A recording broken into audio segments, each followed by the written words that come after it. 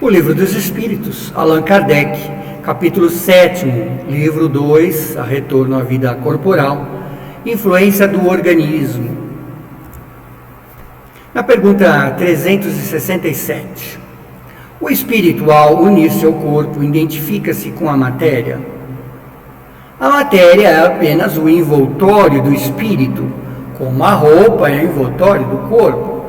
Unindo-se a este, o espírito unindo-se à matéria, na sua reencarnação, o espírito conserva os atributos da natureza espiritual, suas boas ou más tendências, os seus atributos, sua inteligência, tudo que ele tinha antes, ele conserva. Na 368, as faculdades do espírito se exercem com toda a liberdade após a união com o corpo físico. Então, se o espírito era um espírito inteligente, se o espírito é um espírito que caminhava para o bem, se o espírito era um espírito muito elevado, ou se era um espírito, por muitas vezes, atrasado, um espírito que está lá na terceira ordem, com suas tendências, com os seus vícios. Então, as faculdades que aquele espírito tem, elas são trazidas aí, elas exercem toda a influência no organismo físico. O exercício das faculdades depende dos órgãos que lhe servem de instrumento. Elas são limitadas pela densidade da matéria. Então, o espírito, ele, independente de ter um grau de evolução maior ou menor, quando está aqui no mundo dos encarnados, na matéria física, tem uma certa limitação pela densidade da matéria, mas ele traz as suas tendências boas ou más, e as suas faculdades, por exemplo, de inteligência. Na 368A, de acordo com isso, o envoltório material seria um obstáculo à livre manifestações das faculdades do espírito, como um vidro opaco impede a livre radiação da luz. A resposta é sim, e é muito opaco, ou seja, o corpo é bem denso, Pode-se comparar a ação da matéria grosseira do corpo sobre o espírito, comparando a uma água lodosa que tira a liberdade dos movimentos do corpo nela mergulhado. Então é uma boa comparação para ilustrar essa questão, Na 369, o livre exercício das faculdades da alma está sujeito ao desenvolvimento dos órgãos. Então, conforme vai se desenvolvendo os órgãos, o livre exercício das faculdades daquele espírito está preso a esses órgãos. Os órgãos são instrumentos de manifestação das faculdades da alma. Por exemplo, se ele tem um cérebro perfeito fisicamente, ele poderá muitas vezes manifestar essa inteligência, Se ele tem uma certa dificuldade, um problema físico, ele é um espírito que tem problemas de oxigenação na matéria quando nasceu, ele provavelmente, mesmo sendo um espírito inteligente, terá um grau de dificuldade para manifestar essa inteligência. Essa manifestação está subordinada ao desenvolvimento e ao grau de perfeição desses órgãos, então, como a excelência de um trabalho, a excelência do instrumento, Na pergunta 360, pode-se inferir da influência dos órgãos uma relação entre o desenvolvimento dos órgãos cerebrais e os das faculdades morais e intelectuais? Não confundam o efeito pela causa.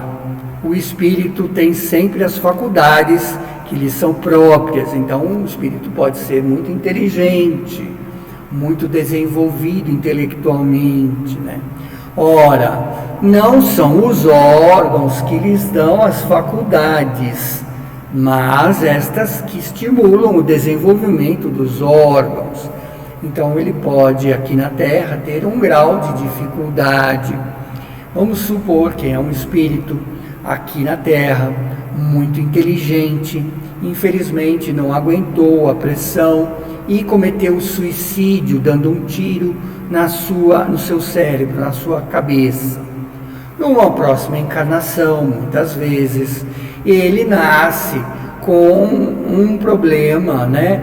Como um Down, por exemplo, né? Ou como um espírito que tem uma dificuldade de desenvolver a mente fisicamente, né?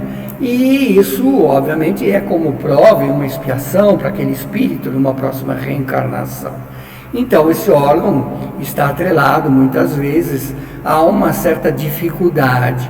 O espírito, que já era inteligente em outra encarnação, traz essa inteligência, mas tem a dificuldade de se manifestar, que é próprio para a sua recuperação, próprio para a sua manifestação física nesta encarnação, como, óbvio, resquício daquilo que cometeu em outra vida, né? 370A. De acordo com isso, a diversidade das aptidões no homem decorre unicamente do estado do espírito. Unicamente não é todo exato, né? As qualidades do espírito, que pode ter uma maior ou uma menor evolução, constituem a princípio, né? Mas é necessário ter em conta a ascendência da matéria, que entrava para mais ou para menos o exercício dessas faculdades. Então, ele, de repente, pode ser um espírito que tenha dificuldade com aquela matéria física, própria, muitas vezes, pela prova que pediu para passar, né? Às vezes é um espírito extremamente inteligente, mas que tem essa dificuldade na mente, no mundo físico, no cérebro. Por quê? Porque ele pediu para nascer e ter aquelas provas e expiações com aquele cérebro. Então, isso vai depender de cada espírito, né? De cada prova e expiação que aquele espírito pediu.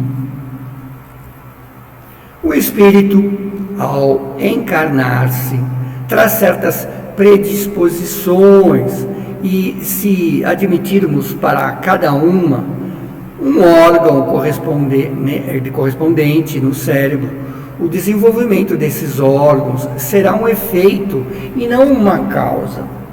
Se as faculdades tivessem seu princípio nos órgãos, né, não no espírito, o homem seria uma máquina sem livre-arbítrio e sem responsabilidade sobre os próprios atos.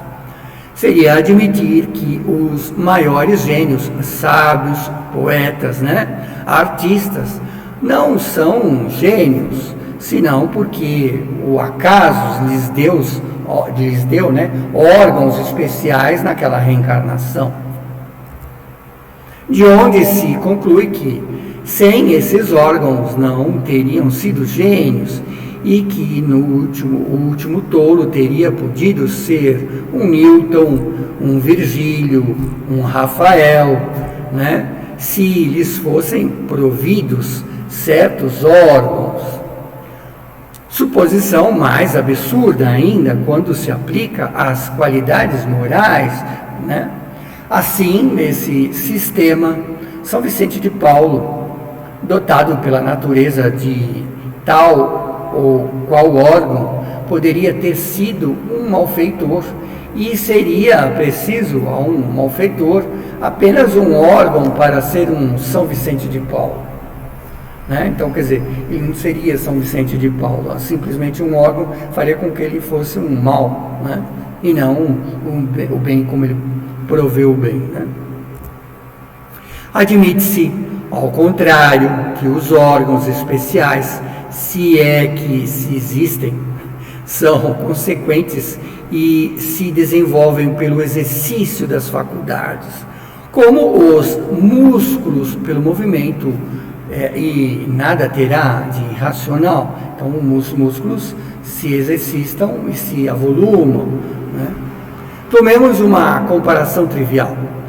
Por se aplicar ao caso, por certos sinais fisionômicos, né, se reconhece o homem dado à bebida. Então você olha às vezes um vicioso, você observa eles e vê que ele tem umas certas características. São esses sinais que o fazem alcoólatra? Ou é o vício que produz esses sinais, né? Então, quer dizer, aí ele bebe, estraga o organismo e traz essas tendências, né, muitas vezes ao aparentar essas tendências, né? Pode-se dizer, então, que os órgãos recebem as marcas das faculdades do espírito. Com isso, nós terminamos aqui essa parte do capítulo Influência do Organismo.